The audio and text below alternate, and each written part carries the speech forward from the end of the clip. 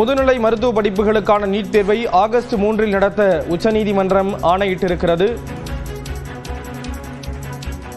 இது தொடர்பான விவரங்களை செய்தியாளர் முகிலன் வழங்க கேட்கலாம். முகிலன், விவரங்களை பகிர்ந்துக்கலாம்.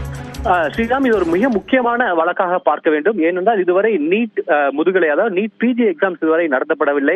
இதனால் அந்த நீட் பிஜிக்கு அதாவது எழுதக்கூடிய மாணவர்கள் தாங்கள் அந்த அடுத்த கட்டத்திற்கு செல்ல முடியவில்லை. அதே போல தொடர்ந்து நாங்கள் இன்டர்ன்ஷிப் பீரியட்லேயே வைக்கப்படுவதாக அவர்கள் குற்றம் சாட்டி வந்தனர்.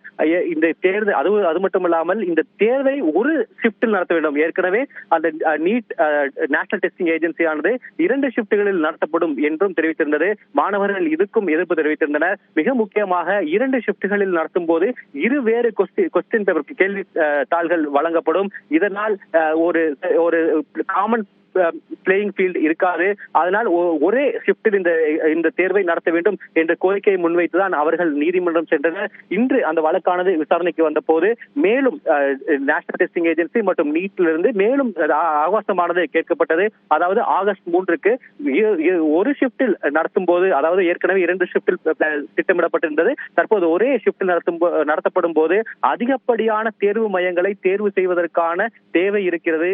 அது மட்டுமல்லாமல் இந்த தேர்வு மையங்களில் பாதுகாப்பையும் உறுதி செய்ய வேண்டும். இதற்கெல்லாம் காலம் தேவைப்படுகிறது. இந்த கால நீட்டிப்பு கோருவதும் மாணவர்கள் நலன் சார்ந்ததே என்ற ஒரு வாதத்தை முன்வைத்தனர்.